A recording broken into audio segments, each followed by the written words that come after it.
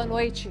Crianças no trabalho. Prefeitura realiza ação no Dia Mundial de Combate ao Trabalho Infantil e números preocupam. Combustíveis fiscalizados. Para evitar fraudes, vistoria foi realizada em vários postos da capital. Cadastramento escolar. Pais já podem buscar vaga para os filhos pequenos na rede municipal. Futebol, o Atlético perdeu mais uma no Brasileirão, já o Cruzeiro venceu e subiu na tabela. Estes são alguns destaques do Band Minas desta segunda-feira, Dia dos Namorados, que começa agora.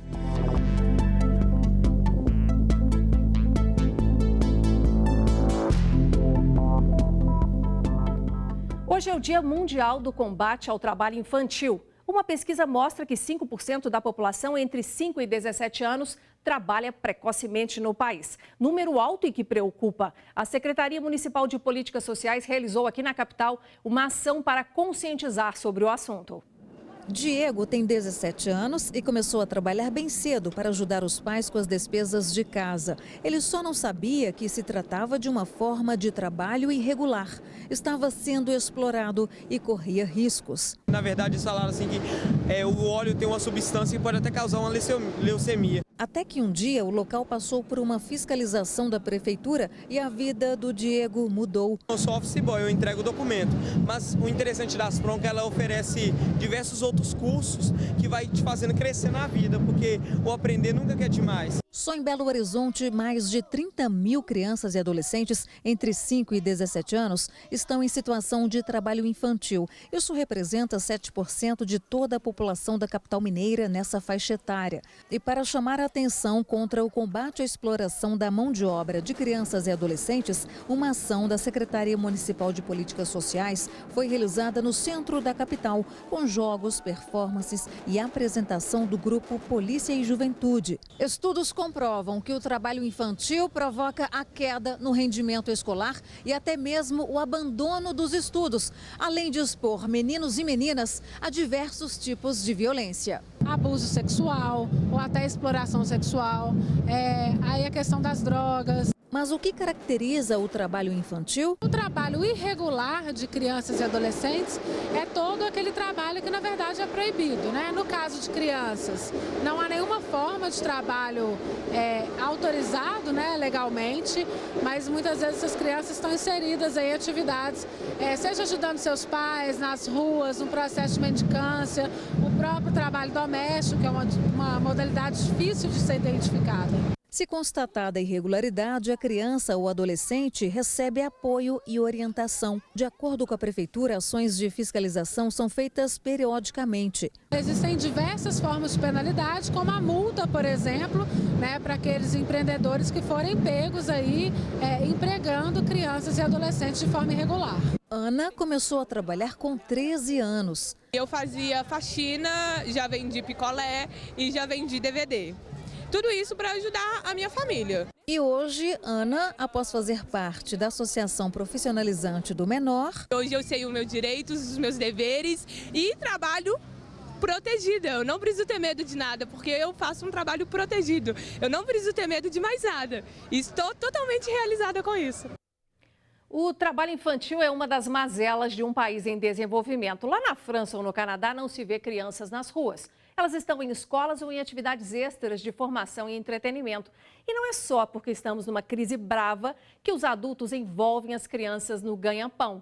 Isso acontece sempre, ao invés de ajudar, só atrapalha. Os poucos reais que essa criança pode ganhar não resolvem a situação da família, mas atrapalham e muito o futuro dessa criança ou desse jovem que se vê assumindo responsabilidades que não são dele. Nós mostramos semana passada aqui no Band Minas uma operação da Polícia Civil que prendeu uma quadrilha que roubava e adulterava combustíveis. Para evitar mais fraudes como essa, a ANP, Agência Nacional do Petróleo, Gás Natural e Biocombustíveis e o PROCON realizaram uma fiscalização em postos aqui na capital mineira. No total, 15 postos foram fiscalizados no sábado e no domingo. As ações, que são comuns nos dias úteis, têm o objetivo de surpreender os estabelecimentos também nos fins de semana. Nós fizemos os testes de qualidade dos combustíveis, teste de teor de etanol na gasolina e o teste de teor alcoólico no etanol. E nós concluímos que todos os combustíveis comercializados nesse posto estão de acordo com as especificações estabelecidas pela ANP. Fiscalizações como esta são feitas frequentemente na capital. Além de homens da Agência Nacional de Petróleo, Gás Natural e Biocombustíveis, fiscais do PROCON estadual também verificam a qualidade dos produtos. Primeiro é feito um teste para saber se a quantidade pedida pelo consumidor é a mesma que sai da bomba. Logo em seguida, os teores de etanol são medidos. No último boletim divulgado, com fiscalizações realizadas no mês de abril deste ano, a ANP encontrou somente 1% de irregularidade nos postos de combustíveis de Minas Gerais. Resultado que deixa os mineiros bem mais tranquilos. A fiscalização é muito importante, né? Porque a gasolina adulterada, qualquer tipo de combustível, é um prejuízo para o cidadão. Você consegue abastecer com tranquilidade? Com certeza. Mais segurança para o motorista. E também para o motor e o carro também, né? Dá menos trabalho, manutenção. Sônia já teve problemas com gasolina adulterada. Por isso, a culinarista ficou feliz ao ver a atuação dos agentes. Eu só abasteço em um, né? No caso só nesse aqui, justamente porque eu já tive problema em outros. Então, para evitar, eu vou só nesse mesmo. Neste posto, onde não foram encontradas irregularidades, o gerente fala com orgulho do controle de qualidade. Quando o caminhão chega, a gente faz a análise antes do descarregamento. O produto estando dentro da qualidade da ANP, a gente descarrega o combustível. Isso garante uma qualidade superior para a gente passar para o cliente. Em Conselheiro Lafayette, a Polícia Civil cumpriu o mandado de prisão preventiva de um médico da cidade. Ele é suspeito de praticar crimes de concussão, quando um servidor público tenta tirar vantagem indevida e também de corrupção passiva. Você vai ver agora os mais detalhes com o repórter Marcelo Silveira. Boa noite, Marcelo. Pois é, Inácia. Boa noite para você, boa noite para todo mundo. A polícia começou a investigar esse caso em fevereiro deste ano, quando eles receberam uma denúncia feita por uma das vítimas. O suspeito cobrava por procedimentos como cirurgia, por exemplo, que eram feitas pelo Sistema Único de Saúde, o SUS. O homem também explorava, principalmente, as pessoas com menores condições e mais simples. Ele enganava essas pessoas, já que elas tinham um menos risco de questionar esses atos ilícitos. Além desse profissional, há também o envolvimento de um vereador da cidade de Capela Nova. Ele chegou a oferecer dinheiro para o médico internar um parente dele pelo SUS. Inácia. Marcelo, que bom que esse crime foi denunciado. E você vai ver a seguir que já começou o cadastramento escolar 2018. Os pais já podem buscar uma vaga para os filhos pequenos na rede municipal. E vamos falar de Brasileirão. O Atlético perdeu mais uma fora de casa, já o Cruzeiro conseguiu se recuperar e venceu o Atlético Goianiense. A gente te mostra como foram esses jogos depois do intervalo.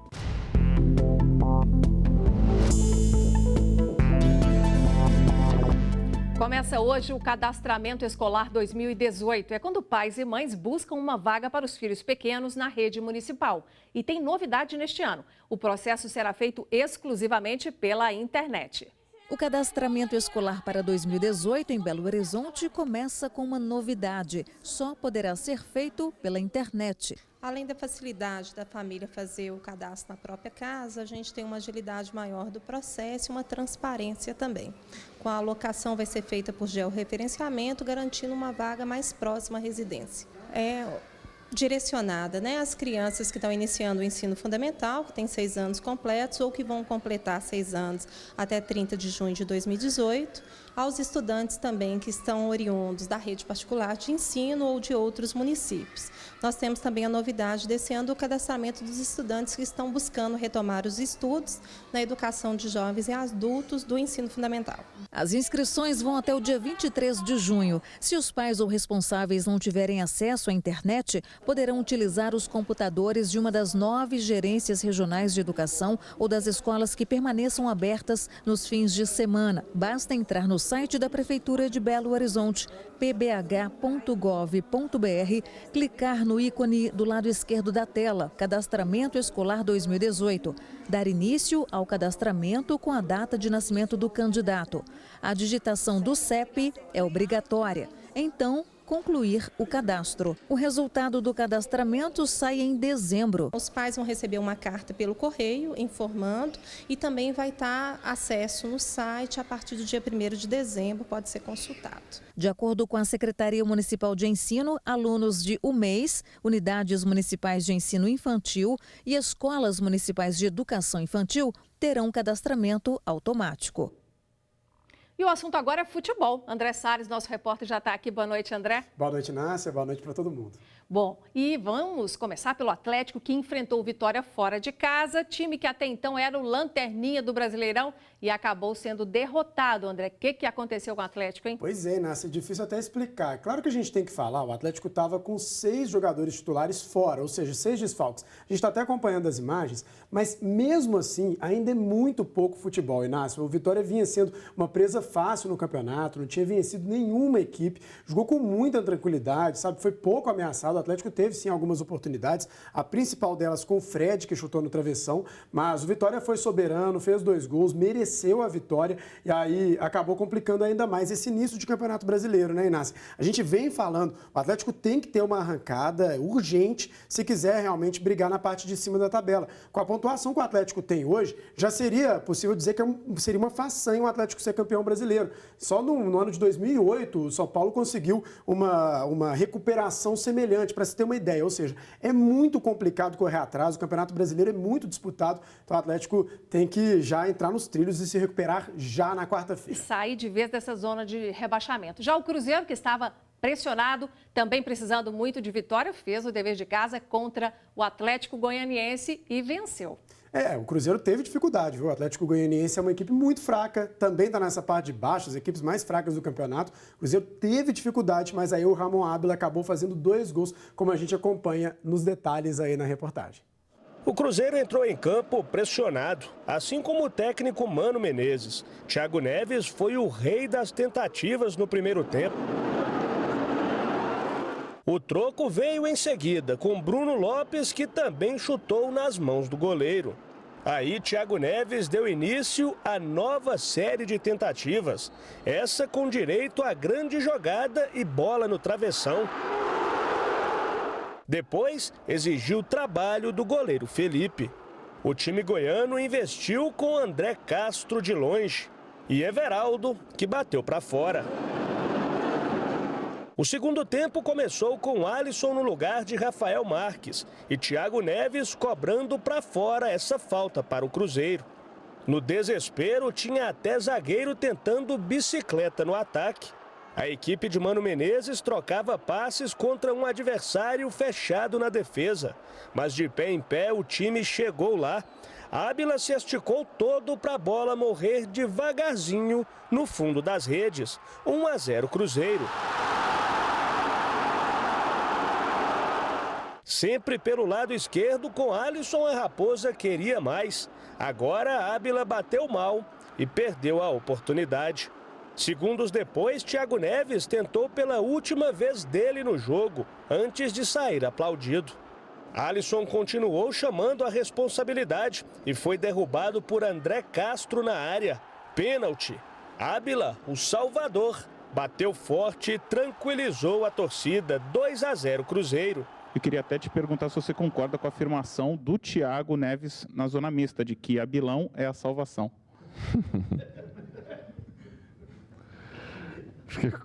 Claro que eu concordo, né? O homem simplesmente fez os 2 gols do jogo. O futebol, ele é caprichoso, né? Até aquele momento você não tinha uma atuação extraordinária, mas a atuação desse cara é o gol, né?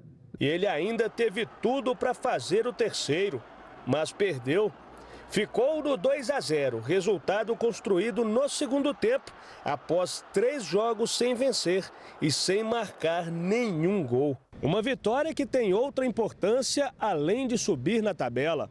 Traz de volta a confiança ao Cruzeiro e dá um tempo na pressão e nas críticas em cima do técnico Mano Menezes. O Cruzeiro não sai do jogo de hoje achando que fez uma atuação extraordinária.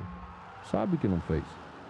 Mas também sabe que era muito difícil fazê-la hoje. A gente sai certo de que soube fazer a obrigação num momento de dificuldade.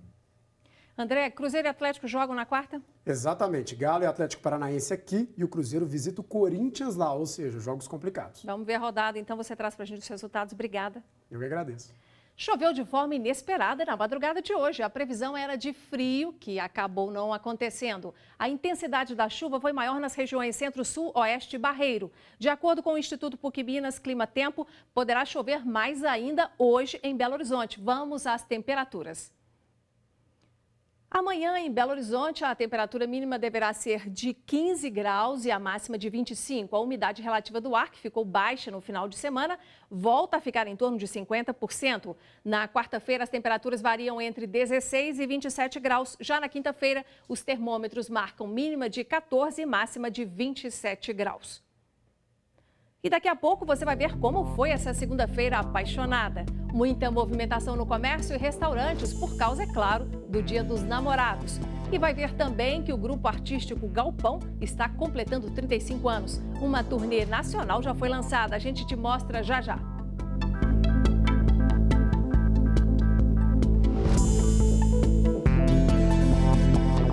A Polícia Federal realizou em conjunto com a Secretaria de Previdência do Ministério da Fazenda a Operação Construção, que tem o objetivo de desarticular uma organização criminosa que fraudava a Previdência Social no norte do estado. A gente vai falar mais sobre isso com a nossa repórter Luciana Viana, direto dos estúdios da rádio Band News FM. Boa noite, Luciana. Boa noite, Nácia. Boa noite a todos. 3 pessoas foram presas, 7 levadas para a delegacia para prestar esclarecimentos e 12 mandados de busca e apreensão foram cumpridos. Essa quadrilha, ela buscava pessoas para obter aposentadoria rural de forma irregular. Inclusive, uma servidora do INSS está sendo investigada. Ela que concedia esses benefícios e quase no valor do teto, R$10 mil. Essa quadrilha teria conseguido burlar o sistema para 90 pessoas. Agora todos estão presos e vão responder à justiça, viu, Inácia? Certinho, Luciana. Obrigada pelas informações. Há 35 anos nascia um grupo artístico em Belo Horizonte que encantaria o mundo com sua criatividade, o Grupo Galpão. Para eles, o palco bom é onde tem plateia, seja lá onde for. E para comemorar mais um ano de trabalho, o Galpão pega a estrada em turnê pelo país. A capacidade é extraordinária para transformar espaços públicos em palco e assim ficar perto do público, se apresentar para a multidão, reinventando a vida por meio da arte. É o que o Grupo Galpão faz com talento e simplicidade. O encontro da música com o teatro virou marca registrada. História que começou em 1982, em um galpão na capital mineira. O grupo faz questão de manter as raízes ligadas à tradição do teatro de rua. Em 35 anos de trajetória, foram 23 espetáculos, quase 3 mil apresentações para mais de 1.700.000 espectadores. Sucesso que chegou a 18 países. A companhia tem 12 atores e mantém a mesma formação há mais de 2 décadas. A alegria de você ver um sonho se realizando, porque a gente queria fazer teatro, lutava para fazer teatro, escolhemos a rua até por uma necessidade mesmo, porque não tinha espaço em teatro. Nós escolhemos a rua e deu certo. E para comemorar o aniversário, o Grupo Galpão vai fazer uma maratona de espetáculos pelo país. São 5 peças para serem apresentadas nas praças, nas ruas e nos teatros. A companhia chega à maturidade esbanjando talento e energia para manter o pé na estrada. Tem sarau com cantoria, festa e poesia. Perguntai ao vento, à vaga, à estrela, ao pássaro, ao relógio, a tudo que foge, a tudo que geme. Tem a fábula O Gigante da Montanha, que conta a chegada da companhia a uma vila de fantasmas. O Galpão nunca interrompeu suas atividades ao longo de 35 anos. Isso, de fato, é um feito, né? Um grupo de teatro, um coletivo, com tantos espetáculos montados, tantas apresentações, tanto público, né? Então, realmente, acho que merece ser bem comemorado. 35 anos de história. 35 anos de um grupo de teatro que rouba a cena nas ruas em que passa. A praça se faz arena, no vento do sonho contente, trazendo a toda a cena, a praça do povo e da gente. E olha que informação boa, o Grupo Galpão vai fazer uma apresentação gratuita da turnê dos 35 anos na Praça do Papa, em Belo Horizonte, na próxima sexta-feira, às 8 horas da noite. É da nossa terra, é de Minas, tem muito talento, a gente tem que prestigiar. Está sendo realizado em Belo Horizonte o Festival Brasil Sabor.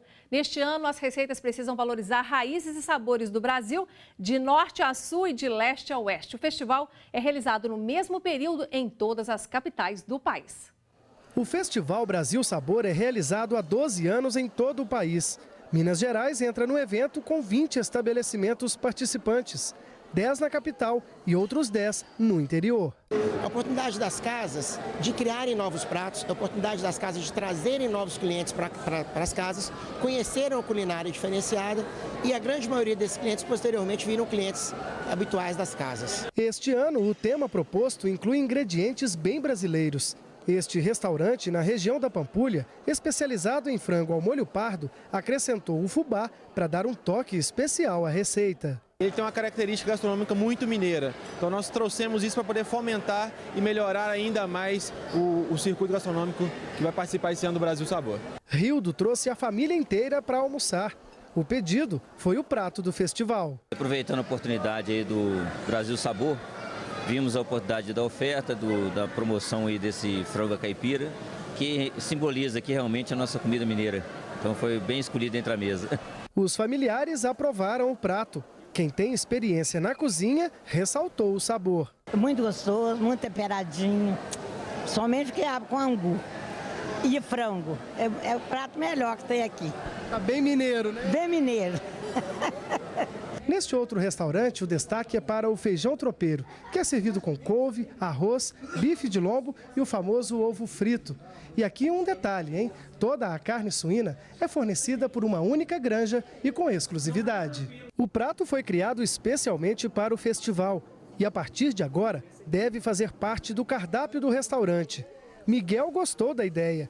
Ele, que sempre frequenta a casa, agora vai poder contar com o tropeiro sempre que vier. Esse é o melhor tropeiro da cidade. Nesse período, assim, a gente torce e almeja um público, um acréscimo bom de público, de pelo menos uns 15, 20% dentro da demanda que a casa tem. Um tema voltado para a gastronomia mineira é dar valor àquilo que é do local. A gente, assim, somou muito e com certeza é um prato que vai ser fixo do nosso cardápio futuramente. Mesmo em tempos de crise, Dia dos Namorados movimenta o comércio. Muitos casais tiveram dificuldade para conseguir uma reserva no restaurante predileto. E as lojas ficaram cheias nos últimos dias. Um fôlego para os lojistas.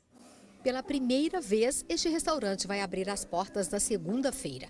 Hoje, os funcionários tiveram um trabalho dobrado para receber 200 pessoas.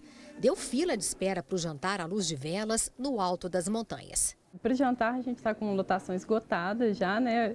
É bom e é ruim, porque a gente gostaria de acolher mais pessoas.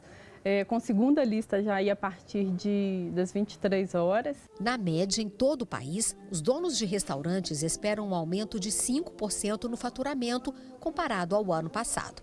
O comércio também está comemorando a data. Depois de 2 anos de queda de vendas, o setor deve registrar um crescimento de 2,5%. O coração dos lojistas está batendo forte. O movimento deve superar R$1,5 bilhão de reais. Em plena tarde de segunda, não faltou cliente nesta loja de perfume. O Dia dos Namorados aqueceu as vendas. O nosso movimento começou na sexta-feira, se manteve hoje como um jeitinho de brasileiro, tudo comprando na última hora. Rodrigo veio disposto a acertar. Experimentou várias fragrâncias. Você também sabe apreciar, sabe? Mais exótico, não é? E esse vai fazer sucesso? Vai, com certeza. Natália procurava algo diferente. Depois de 6 anos de namoro, queria fugir dos presentes tradicionais. Seria esse copo, que é o copo de cerveja e de vinho, no qual nós dois poderemos tomar juntos. Para Matias, foi mais difícil. Com 1 semana de namoro, a escolha do presente foi cheia de dúvidas. Escolhi uma caixinha de coração, chocolate ao leite e uma rosa com uma trufa em cima. Coisa simples, mas de coração. Thaís tá apostando alto. Acha que hoje sai o tão esperado pedido de casamento. Leonardo, a gente já tá morando tem 5 anos, já passou de hora de você pedir casamento. É hoje, né? É isso aí, mesmo em momentos de crise, o comércio tem que estar sempre pronto para aproveitar as datas comemorativas. E você que está nos acompanhando todos os dias, participe com a gente aqui da edição do Jornal Band Minas. Envie sua sugestão para o BandZap 997727663 ou então um e-mail para redaçãomg@band.com.br. A gente fica por aqui. Boa noite para você e até amanhã.